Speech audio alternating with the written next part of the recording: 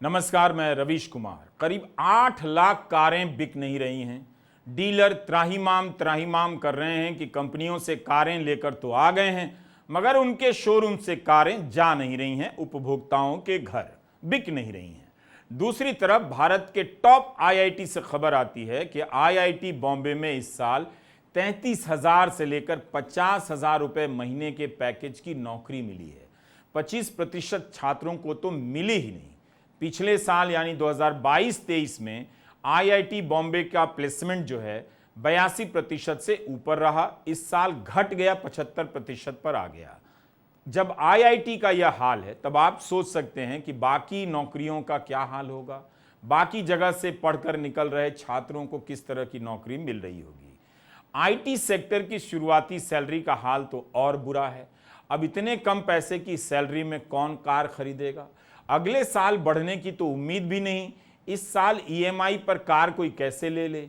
7,80,000 कारें शोरूम में खड़ी हैं, कोई खरीदने वाला नहीं। पहले इनकी लागत 70,000 करोड़ बताई गई, अब बढ़कर 77,800 करोड़ हो गई, यानी 7,800 करोड़ और जुड़ गया इसमें। डीलर फेडरेशन का यह आंकड़ा है। क्या डीलर फेडरेशन इसलिए हंगामा कर रहा है ताकि वह कंपनियों से मोल भाव करे और कारों पर अधिक से अधिक छूट ले सके?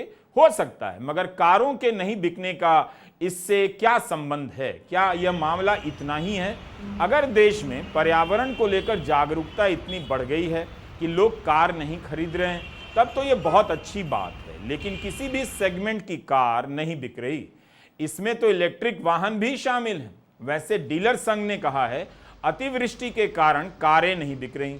इस तर्क में दम कम लगता है। क्या हर साल बारिश के दिनों में कारों की बिक्री कम हो जाती है? डीलर संघ फाडा का कहना है कि उन्हें अब उम्मीद नहीं कि त्योहारों के मौसम में भी कारें बिकेंगी। दशहरा, गणेश चतुर्थी और दिवाली भी उनके लिए सामान्य रहेगी।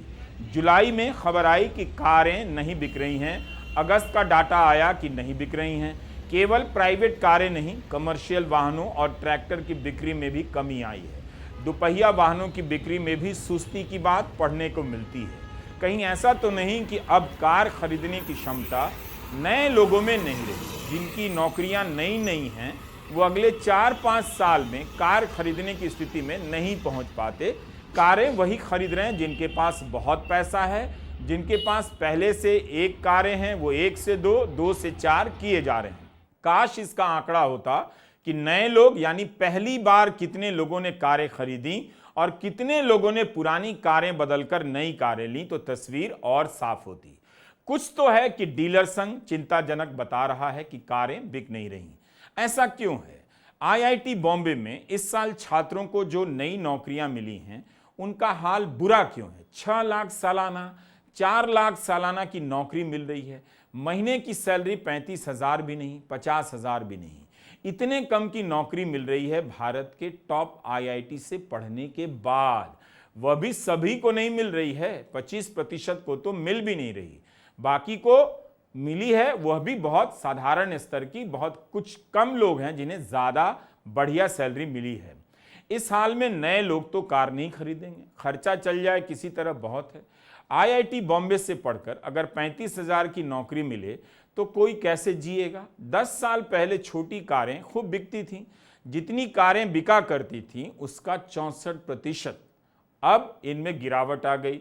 छोटी और मध्यम आकार की कारों का हिस्सा घटकर 35% पर आ गया है। अनिंद्यो चक्रवर्ती ने क्विंट में लिखा है कि जिन कारों की पहचान मिडिल क्लास कारों से की जाती है उनकी बिक्री में भयंकर गिरावट आई है।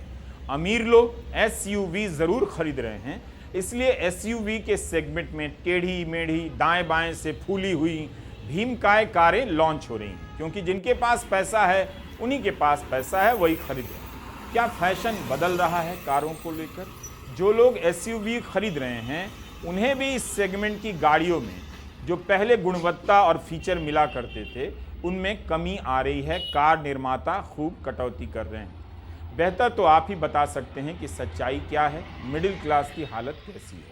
कई साल से मिडिल क्लास काम किए जा रहा है और आर्थिक क्षमता उसकी वहीं की वहीं है। इसलिए आजकल लोग टैक्स को लेकर करा रहे हैं, खूब बात करते हैं, धर्म का नाम लेना छोड़ दिए हैं और ट्विटर पर दिन भर टैक्स करते रहते हैं। इनकम टैक्स दे दिया, कार खरीदने पर भी इतना टैक्स ले रहे हैं, किस बात का ले रहे हैं, ये सब जरूरी सवाल उठा रहे हैं। मिडिल क्लास अब और नहीं झेल पा रहा है, इसलिए चारों तरफ से टैक्स की आवाजें सुनाई देने लगी हैं। मिडिल क्लास को सोचना चाहिए कि जब कॉरपोरेट का टैक्स घटाया गया तब वो कहां था, क्या कर रहा था। मैं बताता हूं, वो धर्म की राजनीति के पीछे सनका हुआ था। फायदा किसका हुआ? कॉरपोरेट का। कैसे? 2019 में मोदी सरकार ने कॉरपोरेट टैक्स घटाकर 26% कर दिया, जो यूपीए के समय 35% था। 9% कम हो गया। क्या मिडिल क्लास को 9% की राहत मिली है टैक्स में? ऊपर से जीएसटी का प्यार मिल गया। क्या आपको पता है कि आइसक्रीम जो आप खाते हैं उस पर 18% जीएसटी देते हैं? ये कौन सा लग्जरी आइटम है जो आपके घर के बाहर गेट पर ठेले पर बिक रहा है? लग्जरी आइटम ऐसे सड़क पर बिकता है कहीं? वैसे भारत में प्रति व्यक्ति आइसक्रीम की खपत 4 गुना बढ़ गई है। इस इंडस्ट्री के लोग चाहते हैं कि सरकार आइसक्रीम पर जीएसटी 18% से घटाकर 5% कर दे तो इसका ग्रोथ आसमान छूने लगे। तो यह भी देखिए कि कहां कहां से आपका पैसा निकल रहा है। कॉरपोरेट का टैक्स जब घटाया गया तब सपना दिखाया गया कि इससे इनके हाथ में पैसा आएगा, निवेश होगा, नौकरी बढ़ जाएगी, मगर निवेश नहीं हुआ। 2019 से 2023 के बीच निवेश 1.4% ही बढ़ा, उल्टा उनका मुनाफा बढ़ता चला गया। भारत सरकार जिस भी तरीके से टैक्स वसूलती है उसमें कॉरपोरेट टैक्स का हिस्सा कम होता जा रहा है। कॉरपोरेट को कितनी राहत है? 20 साल में निजी उपभोग ऐसे ही कम नहीं हुआ है। प्याज के बारे में बता देता हूं, सबसे अधिक खपत प्याज की पंजाब में होती है। 2 महीने में यहां प्याज के दाम 35 से बढ़कर 56 रुपए किलो हो गए। दिल्ली में 60 से 70 रुपए किलो है। इसलिए भारत सरकार ने तय किया कि दिल्ली में 24 जगहों पर मोबाइल वैन से प्याज बेचेगी। 10 साल में मिडिल क्लास मर सा गया है, राजनीतिक रूप से भी और आर्थिक रूप से भी। राजनीति की जगह वह धर्म की राजनीति ज्यादा करता है, जिससे उसे काफी लाभ भी मिला है, आत्मसंतुष्टि मिली है, उससे गर्व हो रहा है आजकल। अब तो उसके बच्चों के लिए गौ रक्षक बनने का विकल्प आ गया है। धर्म की राजनीति अगर नहीं होती, गौ रक्षा नहीं का मुद्दा नहीं होता, एंटी मुस्लिम बातें नहीं होती, तो मिडिल क्लास को 10 साल तक इतनी खुशी नहीं मिलती। वो नाहक टैक्स और बेरोजगारी को लेकर दिमाग खराब कर रहा होता। तो मिडिल क्लास को जो टॉनिक चाहिए था वो दे दिया गया धर्म की राजनीति के जरिए, और पीछे से टैक्स ही टैक्स लाद दिया गया। आपका जीवन कितना बेहतर हुआ है सोचा कीजिए, बेहतर आप ही बता सकते हैं। जरा अपने शहर में झांक लीजिए, अस्पतालों में जाकर देख लीजिए और पढ़ाई लिखाई का हाल जान लीजिए। यह सारी जानकारी हमने बिजनेस अखबारों से ली है। हमारे वीडियो से यही फायदा है, कई अखबार पढ़ने का समय बच जाता है। कि आपने YouTube पर रविश कुमार ऑफिशियल ज्वाइन किया है, सब्सक्राइब करना, बेल आइकॉन दबाना ये बहुत जरूरी है, लेकिन ज्वाइन करना उससे भी जरूरी है। ज्वाइन कर आप हमें सपोर्ट करते हैं, किया कीजिए। नमस्कार, मैं रविश कुमार।